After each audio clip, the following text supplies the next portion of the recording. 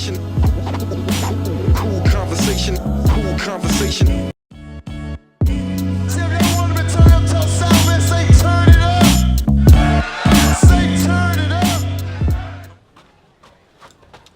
Look, we got a packed house out there. Your entire career rests on this moment. There will never be another chance like this. Your future, my future, everything is riding on this performance. And one more thing, relax. And now, I'd like to introduce you to a performer who's a real feather in our peacock hat. Get it? Feather? Peacock? Anyway, ladies and gentlemen, here's Maxine.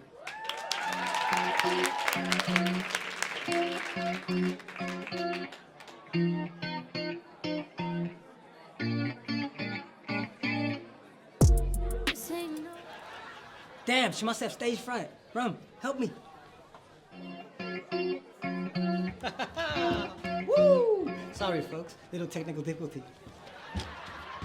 Max, you alright, babe? This is easy. You've done this before. Before it was for fun. This is fun. Look at all these fun faces, fun people. Come on, baby. You alright? Good? Good. I'll stand right here with you. I'm right here.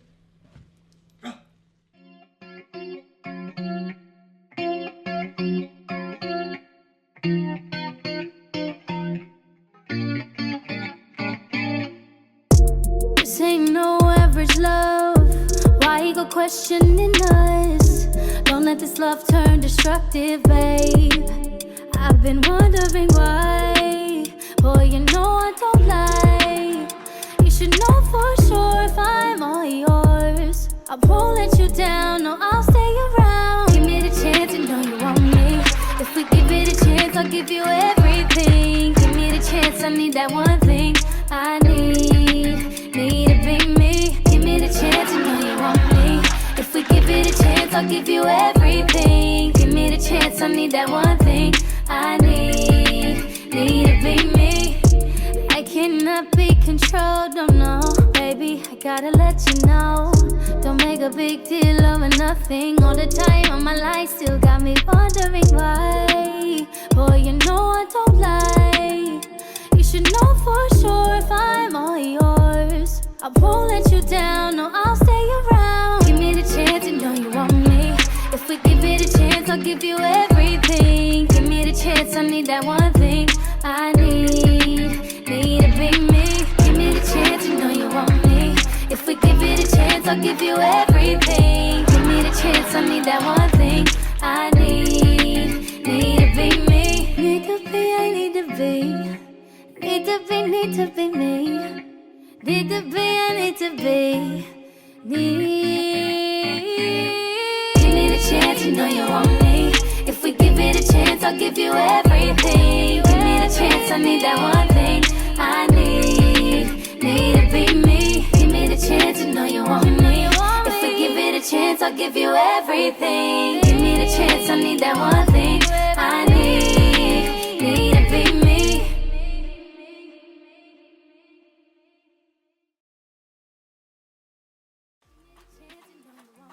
Sorry.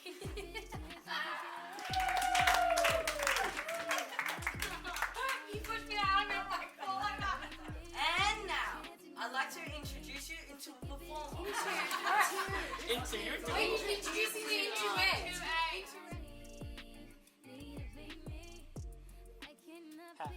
Is it like nothing? No, do the dialogue.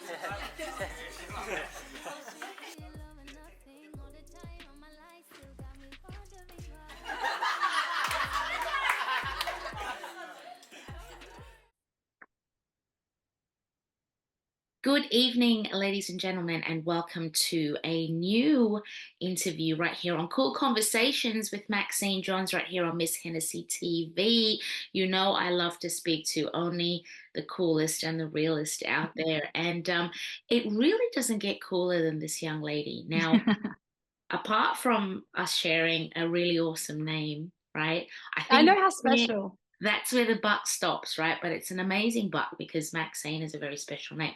But this young lady does a lot more than this Maxine. She is a singer, a songwriter. She is a incredibly multi-talented live performer, jumping on stages all over Australia and I'm sure no doubt soon the world, but also just literally sort of changing the game with releasing some incredible music that is not to be pigeonholed. So I love to welcome Maxine to the Cool Conversations show right here on Miss Hennessy TV. How are you, baby girl? I'm so good. Thank you so much for having me on Miss Hennessy TV. What an honor to speak with you, Max. Oh, thanks, my love. Look, it's we've always chatted. I know you I think you came on my radio show, I did, yeah. yeah, when I was doing Koori Radio a couple of years ago, and I think that's when you first kind of broke into Maxine out of her head onto paper, onto where obviously into our earlobes. Really is how long we've spoken, and obviously how long we haven't chatted in between those particular interviews. Now, if anybody doesn't know who you are, especially here in Australia, I don't know where they've been living, because you are really making an incredible name for yourself. I don't know how best to describe the music that you're making. I want to say that it does have pop in it, but there's so much Absolutely. more. There's so much more to it. So please describe what it is that Maxine, what you do. Well, this question kind of like is really hard for me because I feel like obviously when I started making music, it was definitely very R&B. Yeah. And then when I started working with a new producer, we kind of wanted to craft like a brand new sound of something different for me to like identify in, because I was like, I think I was just having so many different sessions here and there and collaborating with so many different producers, and it was really hard to like make something really cohesive. So we kind of just stumbled into like what I would say is heading a little bit more into pop punk. At the moment, it's feeling like it's still very in the pop world, but also with like, because I kind of grew up listening to R&B music, like you'll never be able to take the R&B out of my voice, out of the vocal, out of like the melodies. But yeah, definitely I would say like we're going to that pop punk era. That's kind of where Maxine is feeling like she wants to be right now. I like that pop punk because look, and it's a very now sound as well. I know that there's Totally. obviously a lot of the and your style, like the way you sing, it's incredibly it's moving, it's heartfelt, but you love the live band experience, and I've seen, if anybody is following you on your social media platforms, like some of the performances that you have put on, it's their experiences. They're not. Oh yeah, absolutely. Right. You've kind of raised some major stages. Like where have you performed to date? Look, last year I had a really amazing run at the end of last year, probably from June, July until like all the way up until December. I did a bunch of shows. I feel like it's so crazy talking about like my show experiences, because obviously I've done like small rooms, like I've done the Big on the Park and I've done the Opera House and I've done where else? I've done the Crowbar, and like there's all such a variety, but I feel like the amount of people is like between, I've played to like 50 people and then I've played to like 500 people. And then last year I got an amazing opportunity to support some of my friends. They're in a band called Sticky Fingers. I'm sure you've heard of them. But they were playing River Stage, and River Stage is like 10,000 cap venue. So I have never done in between, but I've done from like 250 to 10,000 people. And it's like so crazy to even do that, to not have played like smaller crowds, smaller audiences, but just like done a massive audience for the first time ever. It was amazing. But yeah, I've done. How do you prepare for something like that? Because you're not a shy lass. You've got bucket loads of confidence. You come from an incredibly multi-talented family, so you're no stranger to being on stage. You're no stranger to the music world. But listening to you saying you've kind of gone from performing in front of 50 people to the bars and like Vic on the Park and that sort of thing, but to this particular 10,000 strong audience. Look, the same way that I would rehearse to play to 10,000 people is the same way that I would rehearse to play to 50 people, and I would do the same show to both audiences. Okay. I think like obviously there is way more preparation that goes into making sure the show is running smoothly. And I have an incredible band and an incredible team of people that I like get to work with when we do have shows coming up. I actually have a show coming up really soon, but and I think it's just like, I think for that show in front of 10,000 people, we probably had 3 rehearsals, but also we had like, we had to build the show. And that was the first like live show that I built with a new sound of music. So that kind of involves me sitting in my room, in the room with my musical director, and we go in and we kind of like order structure the show and put everything together. We make everything like a little bit more dramatic for on stage with the band there. And then the band even adds even more on top of that. So yeah, he musical directs the show, and then he also plays in the band. He plays keys in the band. He's amazing. And then we get into the rehearsal space, and then we just smash that stuff out. You know what I mean? So I mean, I think it's crazy as well. Like when I stepped on stage in front of that many people, because obviously I've never ever played a show that big. I remember for like 3 seconds feeling like that little bit of like, oh my gosh, that is a lot of people, and then feeling like a little bit of fear. And then straight away, like, I don't know, I have been on stages for my whole life. I've been performing professionally, like as a dancer. Obviously, you know that before I was doing music since I was like 13 years old. So I think being on stage is like one of the most comfortable places for me as an artist. I particularly like, I love the stage way more than I love the studio. It took a while for me to get used to the studio than it does for me to get used to the stage. But the stage is just like, it comes natural to me because it's just like what I've done for my whole life. Yeah. You know, so I remember feeling like 3 seconds of fear and then being like, well, I'm here and I have a job to do and I can't walk away and leave. So get the show on the road. And it just like, it feels like when I perform, it's like an out of body experience. Like sometimes I don't remember, like I'll just walk off and be like, oh my God, I just did that. And I fully will just have no, you remember it, but it's like no, like when you're in that space, and especially with that much energy, like I always say this, and I think some people, I mean, yeah, some people tend to forget, but like performing is a group activity. It's not actually just only about me. Like I have to work to gauge your energy, and then we are like bouncing off each other, you know. And I've always been like that way as a performer, where like I gauge where the energy is and then I pull it in, and then it's a game. It's like it's a dance to me. I think so I think it's a group activity, and I think that's why I feel like, so I've always been so comfortable on stage, because I've been on stage my whole life. So I'm good at like bringing people in, and I'm good at like, you know, throwing it to them and then catching it when they throw it back. And I'm glad you've said that, because when I love what you're doing on your social media, because like you've just said now, you're somebody that's always been more comfortable on stage than in the studio.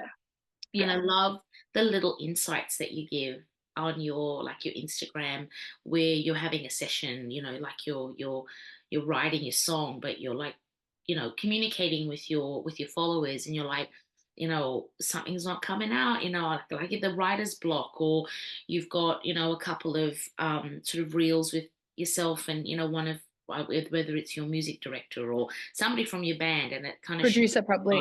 There we go. It shows you guys in that moment of creation. I think that's what is really appealing with what you're doing, because it's like people are there with you, really harnessing that this is the ride and I'm taking you along with it.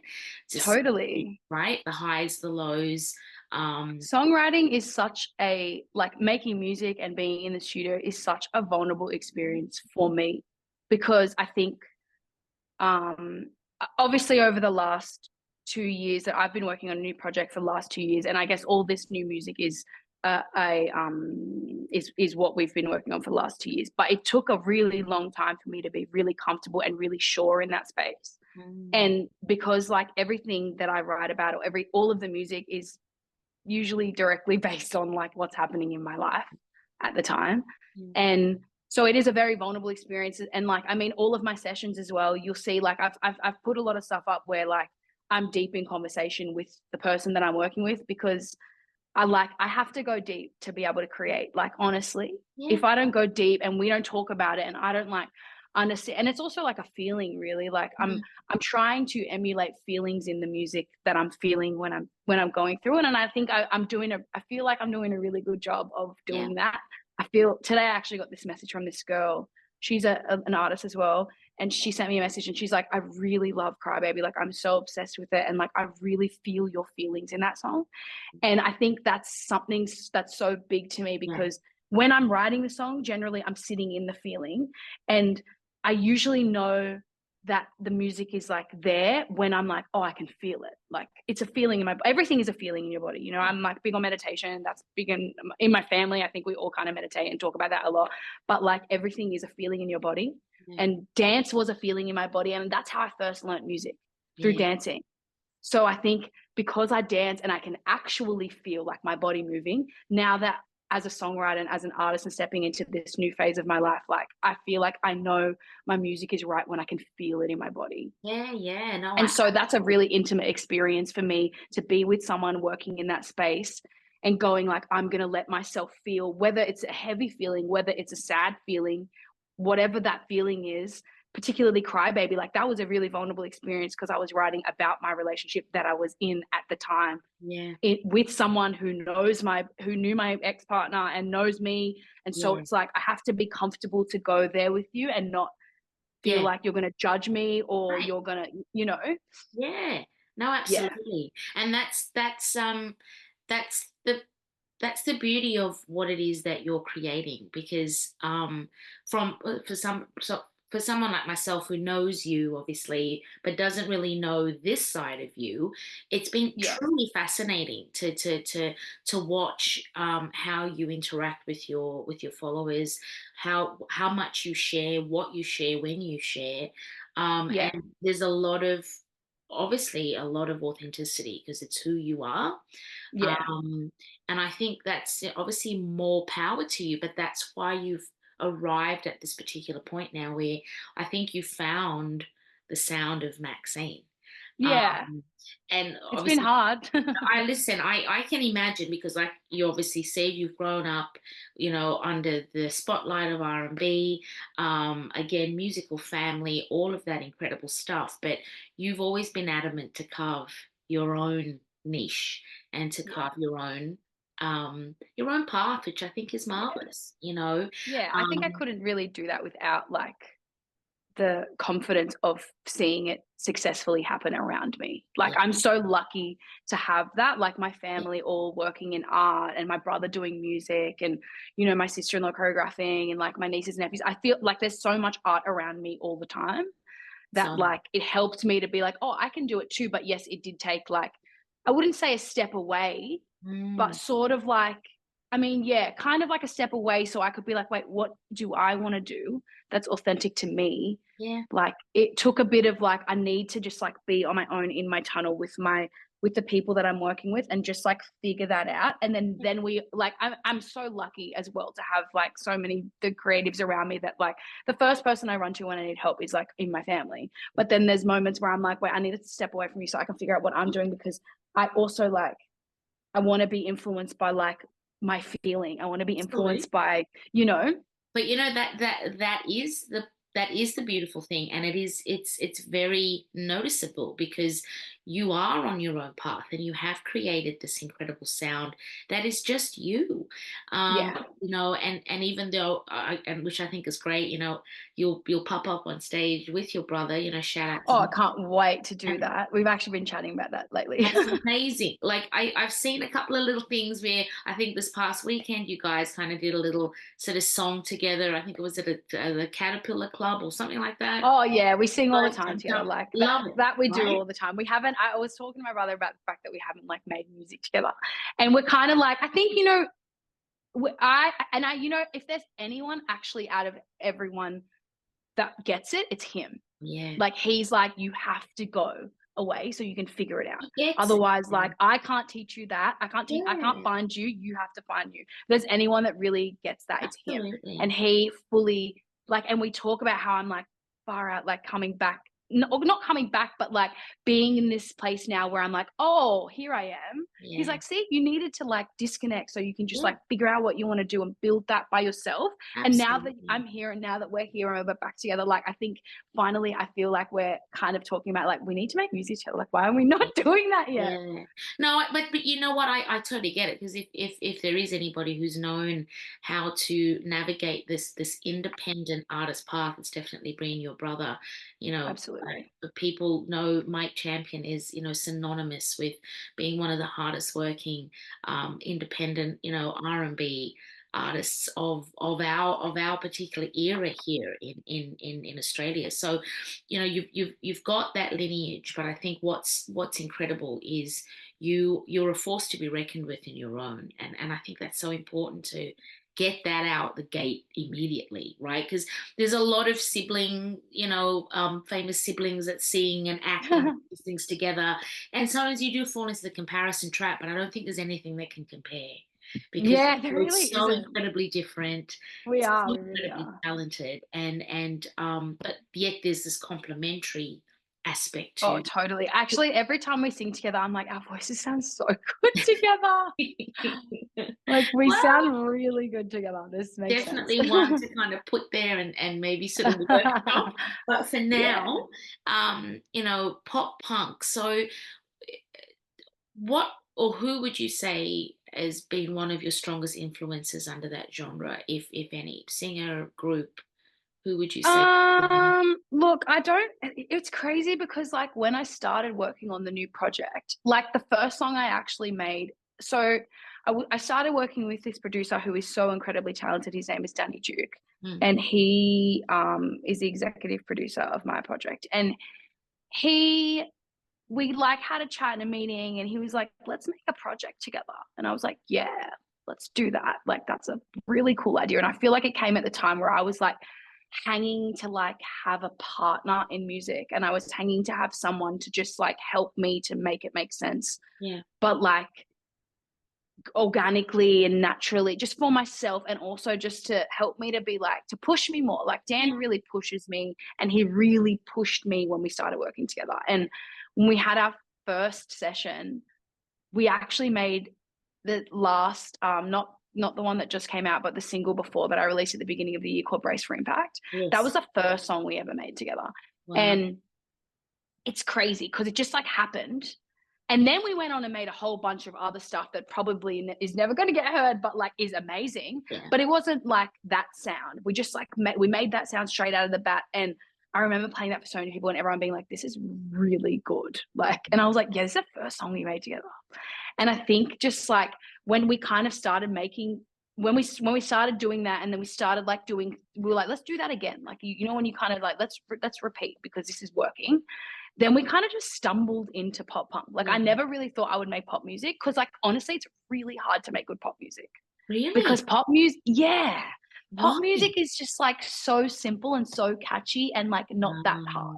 Okay. Like if So it doesn't the challenge last you, hook is what you're saying. well, no, that is what the challenge is. I think me as a songwriter can be like, I'm so deep and I'm so wordy, and like I was really wordy. I feel like in the beginning I was really wordy, and then I was like, wow, I have to deduct words to make this pop. I have to deduct and make it easier and simpler and catchier, and that's really hard when you're like, right,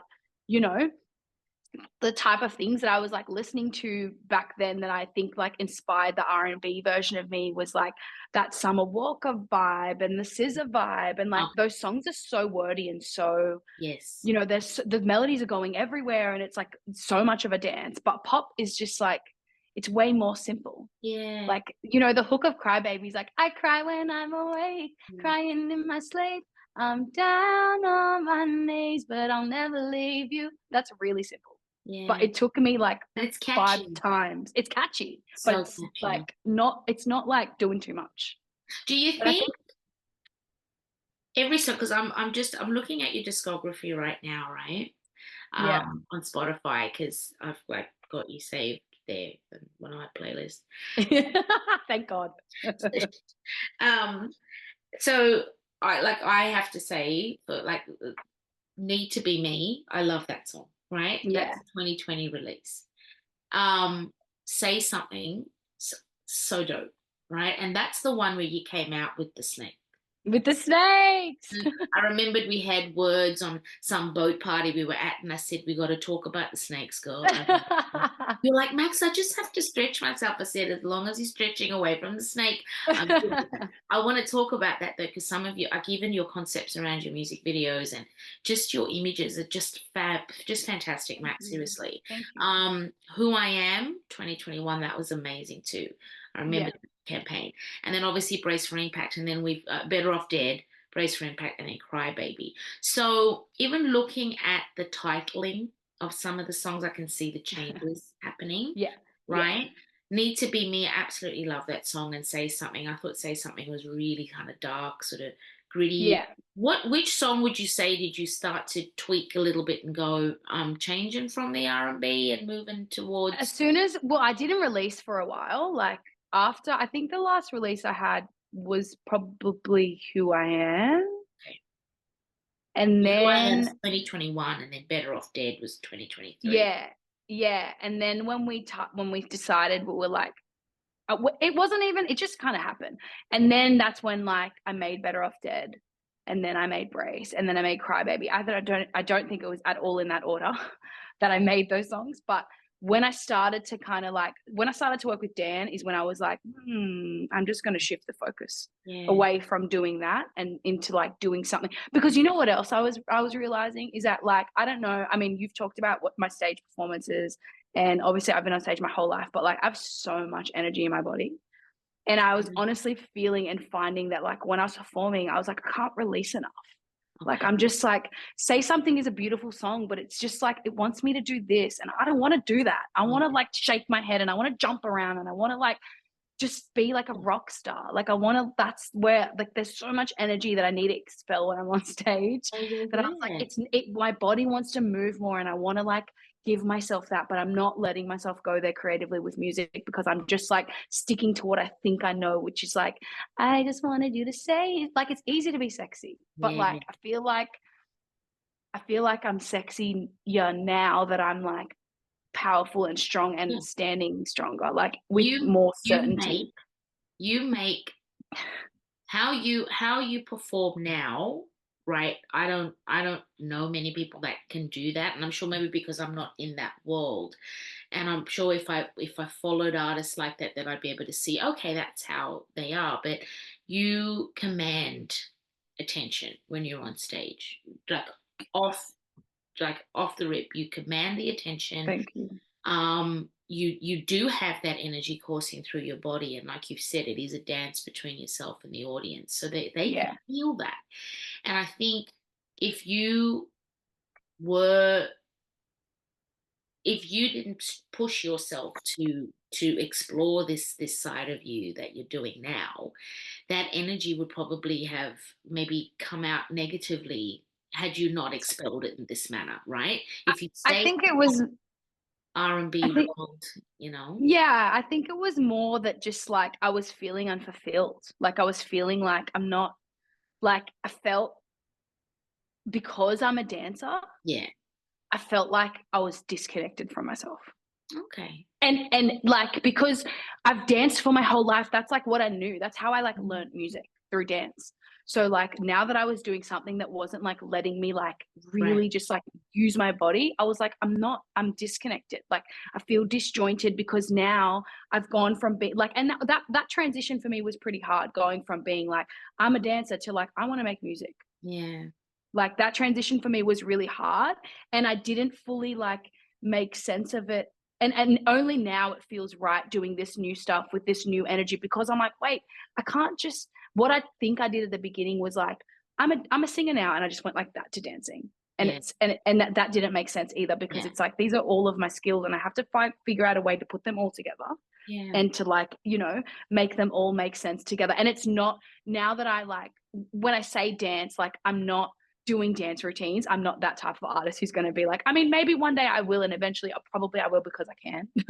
But right now I'm just like, there's no like choreography in the way I move, but there's definitely like way more energy when I perform than if I was to try and like do kind of the old stuff that I was doing, because I was like trying to fully remove myself from one thing to do another thing. And then my body was like, it's not working. And you haven't found it yet. And now I'm like, oh, this makes sense. Let's just bring that world into this world, and they're all going to be together. And I'm going to like give all of my skill set to someone when I perform, you know? No, and you can listen, you can definitely see it. You've mastered the art of that really well. So I think you've arrived at where you need to be for now. I know that artistry For is now, totally. evolution, and you are an artist who is evolving all the time. Obviously, we've spoken about your sounds already changing, different team, different band, you know, and that's just the journey of artistry. Yeah. But if we can talk a little bit about the image, because I think Max, it's just fabulous. You know, it really is unlike, and I guess for myself, obviously, again, we've known each other for many years. I've known and love your family dearly, for many years, and I've seen you grow up basically in front of my eyes. See you from the girl who, again, the dancer and always having performing and, you know, all of that fabulous creative stuff to this sort of powerhouse of like these images that, you know, you've got up on your, you know, social media whenever you've got a single coming out, or if it's a launch of something, or you've really nailed it. Now, is that because of you're a child of this era, perhaps? Maybe. No, I think I just have like changed. I mean, in the beginning, I felt like I was sexualizing myself as an artist, which is like so normal as a woman, because like you do that. Like you tend to like, I mean, me in the beginning, like that's what you see everybody doing. You think that's what you want to do. And then you start to like think, and then you start to think you need to be a certain way and act a certain way and dance, even like the Say Something video, like it's, and every single stage of my artistry, like I look back on and I'm so proud of everything that I've done, regardless of if I'm like, wow, I was really trying to do that then. You know, but you made it look cool though. Like I don't think everything looks cool. Like I put effort into everything, and you push. I feel like I don't mess with that. Like, really push the boundary with that one, because I even remember your mum coming up and saying to me, "It's the snake, Max. It's the snake." I said, "I don't know what to tell you, Mrs. C. I don't know what to tell you. Yeah, but this is creativity." Well, it was more. I think it was. I don't know if it was a snake or if it was all the latex. I think maybe we were just trying to be diplomatic, honey. But yeah, I think then when I kind of like stepped into this new era, like I don't know, I just started to like new things. I was like, I don't care about like being sexy. Like I want my version of that to be like what I feel like wearing. And now it's like really evolved into like I'm a tomboy. Like I'm not a girly girl. I think like, but you wear it well, babe. Like, you know, I know. I'm like, that's what I am. I think I'm just like, I am a tomboy and I do want to, but then there's definitely moments where I'm like, nah, I feel like looking sexy, but like, I also am going to put on these massive boots that are going to make me like 10 inches taller than you, because like, I don't know, I just want to be this tall. Tell me about the boots and the furry boots too. Walk me through this. I want to know how we've arrived at these furry boots, because I think they're dope. But if someone like myself put them on, my children would never talk to me again. I know. Well, look, this new age and new era of just like fashion is in such a different place now. I just feel like there's no rules. It's just like bending rules and wearing whatever makes you feel exuberant, you know. Like I also like work with, I mean, on all of these photo shoots and all the photos, all the styling, like I work super closely with a lot of people in my team to help me to like create these ideas that I have in my head and make them come to life. So like I think that's such a blessing to have a core of people that are like, I see your vision. Yes, absolutely. Yeah, and I do have that. And the furry boots were made for me by like, I don't know, the first show I did in Brisbane of last year, I wore these big white fluffy, they're actually not boots, they're leg warmers. So I wore these big white leg warmers. It's basically exactly the same as the furry ones. It was made by the same girl. She's an Australian designer and really amazing. And she made these white ones and I was like, I want to wear those for the show. Like my stylist gave me a few options and I was like, yeah, I absolutely want to wear those. And then I remember like people being like, oh my God, the boots. And I was like, well, we have to wear the boots for the second show and I need my own custom pair and I want them to be covered in teddy bears. And she was like, all right. So she made me a custom pair of brown ones because it was going to go with my brown outfit. And she covered them with teddy bears. It was really the cutest thing ever. I loved it. I was like, this is so fun and young, and But just like, that's your thing. I think I just and it's like you've just kind of, taken this random, pair of furry boots, and you've made it almost like a staple to your experience, to your performance yeah, experience. And I think yeah. that is just key. That's brilliant. Yeah, it's little things that people remember that they love. Like, I mean, I loved getting off stage and I had so many, like, I think doing those shows really alerted me to like what my audience is. And I think I had like 150 16-year-old girls like run up to me after the show, and like they were just like googly eyed. And I was like, oh my gosh, I love this. Like, I love having these like young girls that I can influence. I had messages. I had like 500 messages in my inbox from young girls. Like, I'm so inspired by you. I want to be like you. Like, and I was like, oh my gosh, like it's a crazy feeling. And I think it's like so beautiful because like, I want young girls to be like, yeah, like I can do that. I can like get on stage and do that. Like, I love that my niece does that, and I love that like I can call her at any moment. She'll know all the words to my song. She's sending me videos of singing my songs all the time. She's making music now. I'm just like, I love that like that young generation of like women that want to make music, that want to like express themselves freely in that way, like will be inspired by that. Like, I just, to give that to girls, to young women, is like such an honor to do. Well done, because that's what it's all about, hun. You go out there, you share your creativity. A lot of the time, a lot of artists and celebrities say, "Look, I didn't choose to be a role model. I've done this because I enjoy it." But I think at some point in time, especially when you're in spaces where there are a lot of young people, inspiring minds, sort of inquiring minds around you, you ultimately do, whether you want to or not, become somebody's role model, or someone's inspiring muse, or whatever it is. And I think the fact that you've realized that so much earlier in the game means that as you create and evolve, those people go with you, and they'll I take that very seriously. I think it's like, it's a blessing. And like, I mean, it's particularly hard, I think, for women in music also, like being a young woman and not like confining to like what you think you need to do, like I did in the beginning. And I don't regret doing any of that stuff, but I think like now I just feel so much more freedom in art and like less fear, and it shows. And I think that I want people to feel like you have to believe in yourself, and it's hard work, and you've got to do the things, but like you can do it too. It's fun, and it's scary, but scary is so fun to me. No, absolutely. And to be able to break through it too, because I think today, especially today, with everything that the world's been through, and I think especially post-COVID as well, the gloves are off, and there's no rules, and no way, not with social media. You know what I'm saying? Like, it's just, you've got to make your own rules. And I think that's the beauty of what you're creating. And I think that's the beauty of your brand as well. You're not pigeonholed, yet you do. I think that was one of my fears. Like, I hate that I remember even like in very early sessions that I had when I first kind of made the decision that I wanted to make music. And I'm talking like 2017, 16.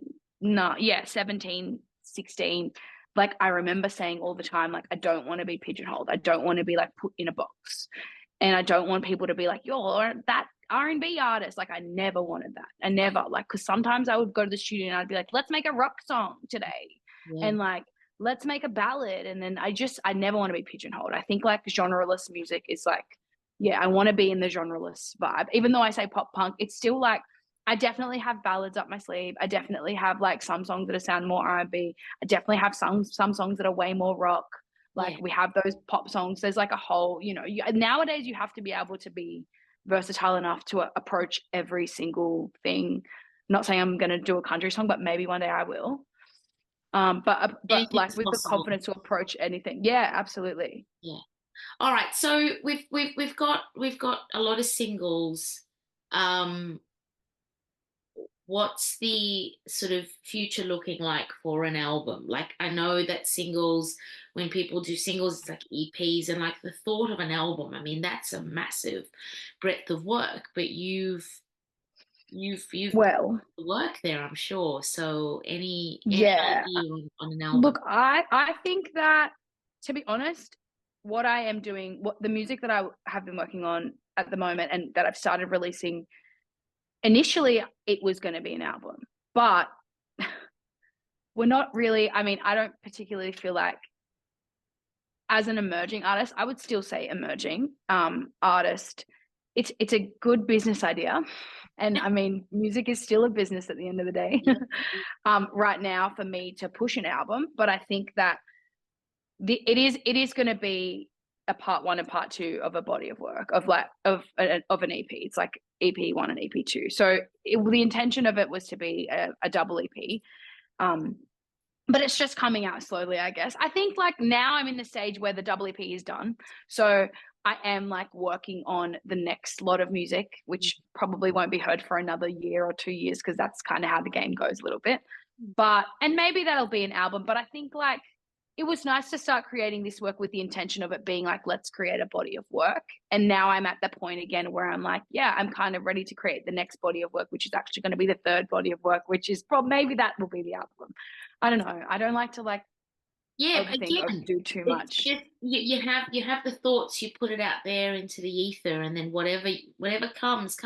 Yeah, As you just, long and then you write them all on the whiteboard, and then you go, not that one, not that one, that one, that one. not then, Yeah, now, later, not ready. exactly. You know what I'm saying? And that's all that matters, is that you've got that continual want to create, because I think Yeah. that's Oh yeah. that's the most important thing. Now, Yeah. outside of singing, Max, obviously, outside of the music, let's go into like the performing arts world of Maxine. Now, you again no stranger to the stage, and you've been on stage with quite a few big productions over the last few years. So how is that world? I mean, obviously very different to being in the studio, and you have said you really enjoy being on the stage. So let's talk a little bit about Maxine, the thespian, the theatre.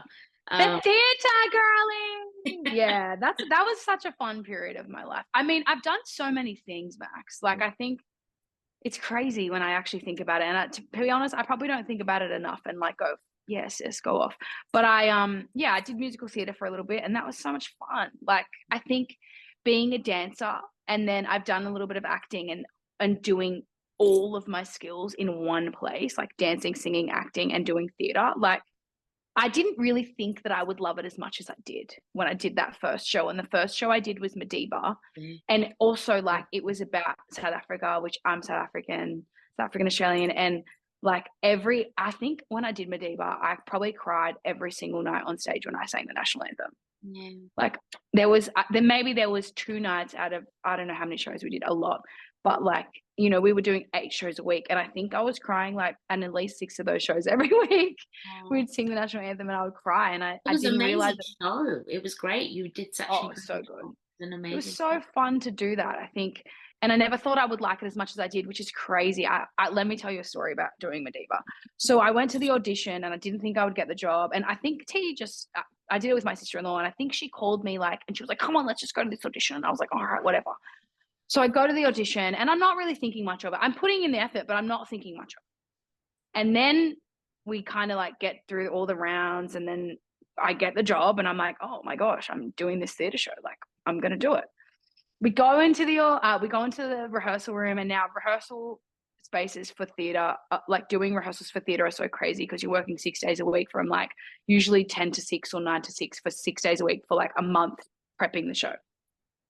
And we go through all of the rehearsals. I am in the show in the ensemble. Right. I have no lead role or no understudy role. I'm just an ensemble cast member. That is all I'm doing. We get through rehearsals, and obviously I think through rehearsals I was definitely being observed by the directors and the team that were putting on the show. And I think they were like, oh, she really sings. And so I'm like, Yeah, like I obviously had no idea that they were observing me the way that they were. And now we get to show week and we've done the show for a week. And I remember one day, this is so crazy. I remember being in the space with the show where I was like, I could be doing way more in this show. Like I am just in the ensemble, but I should be like doing a lead role. I remember thinking like, wow, I didn't think I would love this as much as I do. And I would love to be like doing something more. And I remember getting this call and it was probably like 12 o'clock in the afternoon from the director. His name is Dennis. And he called me and he's like, hey, Max, I don't know why he would be calling me because like I'm not a point of contact for anything. And he called me and he's like, hey, Max. And I was like, hey, Dennis, like a bit shocked by the call. And he was like, so Tarasai, she used to play Sandy in Madiba and she's one of the lead roles in the show. And he said, so Tarasai has bleeding vocal cords and she can't go on stage as Sandy. And I was like, okay, like that has nothing to do with me because the protocol is that the understudy goes into her role. But I think we had a bit of a complicated understudy situation where one understudy would go into one and then another one would replace that one. So it was a little complicated. So he called me. I've done no rehearsals for this role. He calls me and he said, Tarasai's got bleeding vocal cords. I want you to go on as Sandy. And I was like, what? When? And he was like, tomorrow. Oh, what? I was like, what do you mean? I don't know any of the blocking. I haven't learned any of the scenes. I don't know any of her songs. And he was like, I believe in you. I really want you to go on.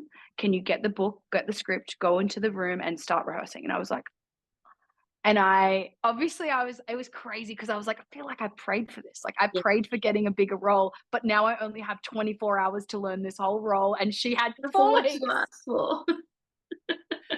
And I did. And I learned the whole role and I learned all the songs and I did all the blocking and I did the show the next day. And at every moment, there was always like 10 cast members watching if I was going to mess up. And I remember coming off stage and everyone was crying and they were like, how did you do that? I was like, I don't know. Wow. That's amazing though. Yeah. And then I became her understudy for the show and I did that. I did the whole week of shows and then I like did it a bunch more times as the lead. It was crazy. And I think that was like exactly what I asked for happened. Yeah. And I did it. It was so fun. Like musical theater was really fun to me. And then I did Bring It On. Yes. After that. Yes. And that I didn't actually like see any of those auditions, but the producer obviously had gotten my contact from someone and he emailed me and he was like, hey, your name's been floating around. I would really love to have you come to Melbourne and audition for this role. And I was like, all right. And it just like came and I went and did the audition and I was understudy for one of the leads in that show, but I was in the ensemble as well. And then I went from one musical to the other and I never thought I would really like love it, but it was just like using all my skills in one place was so much fun. Absolutely. But that would have taken a lot out of you though, because it's every night for like months, right? Oh yeah. Perform, seeing like the same thing over and over again. Yeah. It does take a lot out of you. I mean, it's fun. It's really fun and it does take a lot out of you because obviously you're just exhausted. Like, so, I mean, in Bring It On particularly, we were doing like, the boys were doing like, some of them were doing 20 flips a night. And I was like, I don't know how you do it. I wasn't doing any of those types of crazy things. I was definitely stunting a little bit. I actually sprained my spine doing Bring It On. But I was stunting, like catching people from stunts. I had to do a lot of like split jumps and it's a cheerleading musical. So a lot of like cheerleading moves. And so, I definitely did feel a little bit more of a toll, but it's just very crucial when you're doing musical theater and you're doing like that much dancing that you're like looking after your body. So and I was definitely doing that. What's your downtime from that then? So you do a couple, and I know quite a few artists tend to do musical theater after like a show or a season, and then they go on to another show if they're lucky enough to get that. So what is the recommended downtime then for you after two? In between shows? In between shows, and then also at the end, like when the shows are done and it's no more, performing. I mean, I can't even, when I made it was really hard for me to do both music and musical theater at the same time. And I think when I sprained my spine on Bring It On and like, it kind of was like an injury that like, it never really goes away or it can flare up in times. I think that was when I was like, I've got to make the call to pick one because it was really nice to, and you know what, that's not saying that I might go back and not do a show. Like I feel like lately I've been thinking like, damn, it would be fun to do a show, but it really does take up a lot of time. And I think it's hard when you're trying to do both, because you're like, oh, you're always thinking, like, it would be hard for me to be in a session and thinking like I've got to go to work at 5. And they're such different animals. Even though Oh, they're yeah. entertainment, they're just two different things. And I think your Yeah. energy is in music right now. You can feel it. Yeah, right now it is. And I definitely feel like if the right show came along, I would be open to auditioning. I've been asked to go to a few auditions for certain things. I went to an audition like maybe 6 months ago, but I think like, I don't know, I just feel like I would be doing myself a disservice in music to just run away and go, because I think I know I can do that. Like, I don't know, once you do something, like, oh, I can do that. I could do and that again. You've got the option, but I think you right now my focus is definitely in one lane, and I think that's really important, because when you try and juggle too many hats, then you're like, which one am I doing really well? If I'm trying to do all of them, then I'm like, oh, you have to make intentional decisions, and you have to make them, you have to pick one and perfect one before you move on to the other. So I think you're doing the right thing. Yeah, I'm having space from that, and I'm just like letting Maxine be who she is. And I think that's another thing as well. Like, it's not an egoic thing, but I think like I was hanging to just be like, I want to be in the front, in the center. I wanted to be the Maxine show. And that's like, I don't know, it's all I've been on stage my whole life, that I'm like, I want to give myself my show. Like, I want to be the show. I hear you want to water your own flowers, girlfriend. Yeah. Flowers. Now, I am the show now, Max. Listen, own it. I tell you, own it. Now, you've also dabbled in TV, girlfriend. So we've done a bit of reality TV. Can we have a chat about the show? Let's go now. Let's have a chat, because that looked, no lie, that looked like that would have been hell on earth. Being on an island or wherever you were on the sand. Yeah, we're in Langkawi. Right? Where was that actually located? Was it in Australia, or was it? No, it was in Malaysia. We were in Langkawi for that. Okay. It was pretty funny. Like, that was, you know what's so crazy? When I saw that, I was just like, that looks crazy. And it was like, I actually saw it popped up like as a little thing, like $1 Million Island. Who would say yes to doing this? Of course I would. But it was like 100 people on a deserted island in a social experiment. I was like, this would be mental. And I would never do stuff like that. And they've been actually like, reality shows have been coming to me lately to do stuff. And I'm like, no. But when I saw that, I was like, this is crazy. Like, it's like Survivor, but also like with 100 people on a deserted island. Like, it sounds like fun, but also sounds crazy. And I think I was in the headspace where I was just like dying for like some sort of like challenge that pushed me. Like, I love being in discomfort. Like, and I was like, oh, this would be so crazy. And I remember seeing the form, and all I did was like make a little account. And then I got to the page with the questions, and I was like, I'm not doing this. This is way too many questions. Don't care. And then as soon as I had given them the little sprinkle of like interest, then I had like DMs, Facebook messages. They'd contacted me on every platform, and they're like, we really want you to do this. We really want you to do this. We really want you to do this. And I was like, okay, well, since you came here and I didn't have to come back. And then, then I had a Zoom and all this stuff. And then they were like, we want you to do the show. And I was like, okay, I'll do it. Like, the thought of that is just it was so crazy doing that show. Like, so when you said yes, from the moment you said yes to the moment you arrived on the island, how long was that? What was the period of? I can't even remember. I think like maybe it was a while, because I think we were meant to go in December, and I think maybe I'd found out that I was doing it in October, but we didn't end up going until January because something happened and there was this problem. So they had to move it to a new island. So it took a little bit of time, but I think we didn't end up going until January of the next year, which was maybe 3 months after I knew that I was going. They came to my house and filmed this whole thing, which they never ended up airing, but they came and filmed this whole thing with my family. And it was like all dramatic of me, like opening the bracelets and then, it was, and then they came and then we went. It was crazy. It was 100 people on a deserted island with like, I slept on the sand. My camp was called Rock Camp, and we only lasted like 13 days before my whole camp got eliminated. But I slept, or maybe 14 days, but I slept on the sand for 14 nights. What? Yeah, yeah. I slept like on you know those like when it's raining and you get those little ponchos from those plastic ponchos. Oh, One the of the little girls big had dog. that. Yes, one of the girls had that, and she opened it out, and that's what we slept on.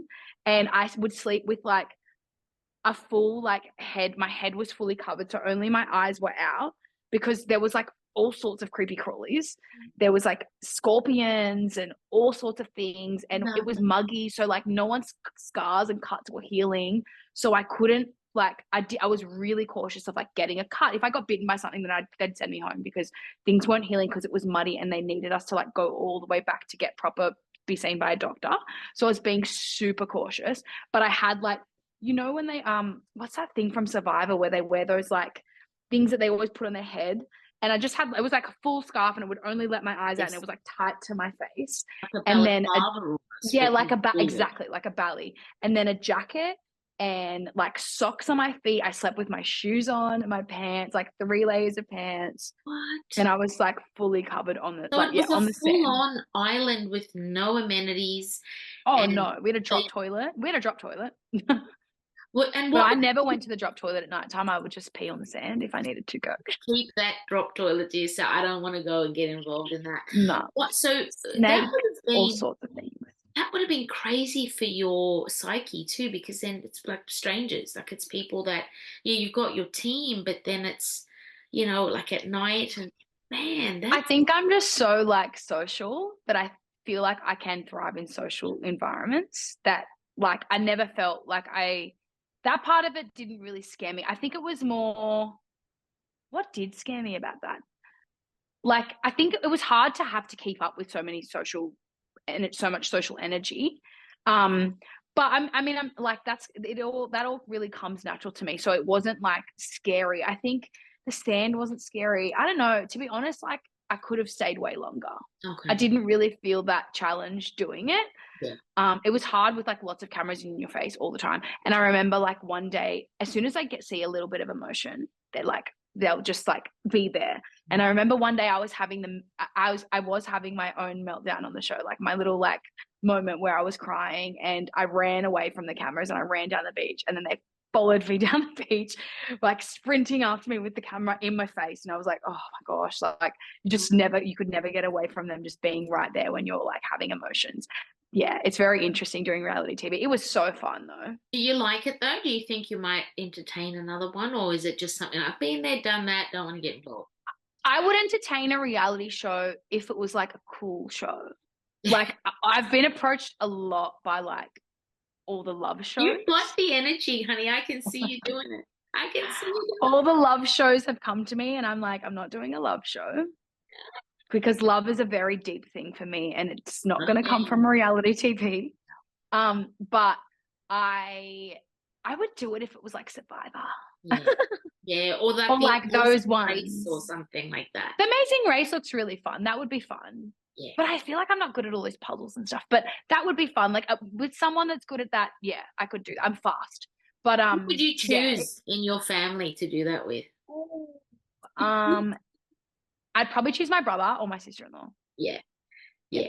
Just because then you can get to it if you know the Yeah. answers. Let's quickly. Yeah. Absolutely. Yeah. That'd be so dope. Well, I see a great many adventures and experiences in your future, Max. I really do. It's so lovely and refreshing to talk to you at this particular juncture in your life. I know when we spoke the last time, things were just starting to sort of jump off for you, which was great. It was that exciting new energy, but there is this real there's a calmness now. There's an ownership. You've got agency over your career, which I think is just brilliant. And you're doing such an incredible job. Not trying to sound like an aunt or somebody older, but you're doing an incredible job. I'm super proud of you, babe. Like, Thank you. so Thank excited. you so much. Thank you so much. I love that you said I have agency and control over what I'm doing right now because I really feel that way. So thank you very really much. do. You absolutely do, and it shows, and you can hear it. You can hear it. Your voice is obviously the changes will come, as you evolve as an artist, but you've definitely got ownership, man, and it's authentic. And I think that's all you want out of an artist today, right? Is authenticity, because there's so much manufactured nonsense at the moment. Yeah. Everybody's trying to sound like each other and the music is replicated, but yours is unique. Yeah, it's hard with music. We're in a very not weird time. I think, like, as an artist, you kind of just have to adapt to what's going on in music and how it's being taken and heard and listened to. And, you know, it's so like streaming platforms have just made music so different. I honestly like kind of wish I was growing up and making music in the time where like it was CDs and it was only radio and it wasn't like the way it is now. But at the same time, like, there's nothing else that I would really do. So you just adapt to the way that the industry is working, that the world is working, and really just like remain authentic to give and leave your message and your mark on the world. I think like the authenticity, you can always feel when something is real and when it isn't. So I think that's remaining like strong to myself and to my sound and to my image and to what I want to share is like the most important thing to me. And I think that's all that really matters at the end of the day. So, and I guess you know, for us to wrap up, what do you want for your future, both musically and personally? What would you love to achieve or to see, if you could visualize?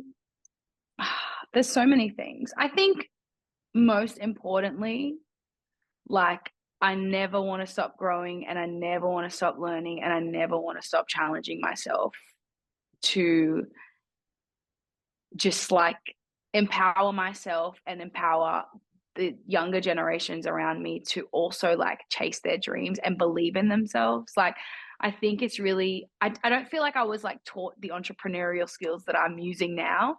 And I think it's taken so much hard work and dedication, and I've been blessed to see people succeed in that way around me. But I never want to stop growing, and I never want to stop learning, and I never want to stop sharing, and I never want anything to like stand in my way of being authentic to who I am as a person. And I don't want to be anything but who I am, like, but myself, you know?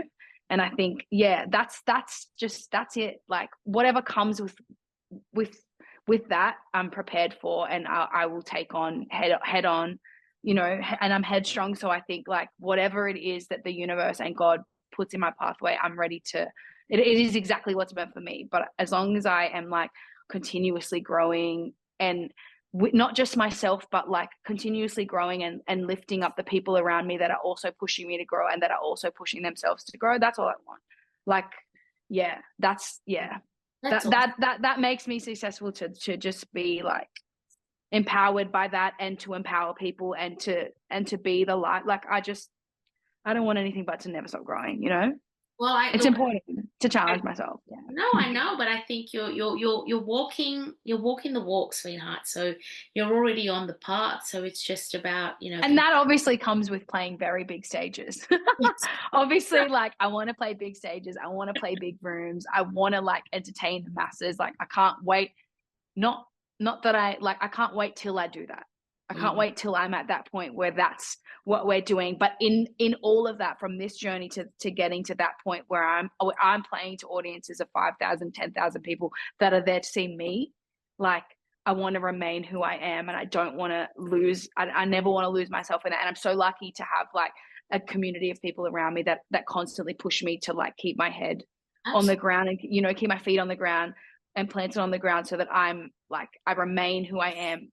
Yes. At any point in that journey. So yeah, that'll come, but I know how much work that takes, and I'm ready to get there. I think it'll come sooner than you think. Remember, we thought about the musical theatre thing, and look what happened. And you thought about the reality, and look what happened. So obviously the power of the mind, but I think you're on that path as it is. So I just wish you the best of luck, and continued success, and continued love and joy and peace to you. And it's so exciting watching you entertain the world and you know, create this beautiful music. So thank you for your gifts. No, thank you for allowing me the space to talk and share. I think it's really special, and I feel like I don't really do it enough. Like, as an artist, I don't really talk that much. I mean, I share what I share on my socials, but I never get to talk about like the whole thing. And so thank you for allowing me the space to share and to talk. It's a blessing to talk to you. I'm very honored. Oh, thank you, my darling. Anytime. Now, if you could just let my viewers know where they can find you online if they want to reach out, your socials. Yes, my socials are my Instagram and my TikTok are both at MaxChamp. I think my YouTube is Maxine.online. My Spotify is just Maxine, all capitals. And yeah, Spotify, Apple Music. You can find me on all those platforms. I'm everywhere you need to be. Wonderful, wonderful. Thank you, my darling, for your time tonight. And we'll talk again real soon, maybe before Love and the light. arena show. Oh my gosh, before we go. Yes. I have a show on the 5th of October at the Vic on the Park. Oh. Surprise! I'm playing with the band. I have a really amazing support on the show. He is another emerging artist, but not, I mean, emerging such a great word. But yeah, he's another emerging artist, really young, super talented. His name's Domingo, and I'm so blessed to have him on the lineup because he's really been doing some fire things lately. And yeah, he's going to play. I'm going to play 5th of October, Vic on the Park. It's going to be a vibe.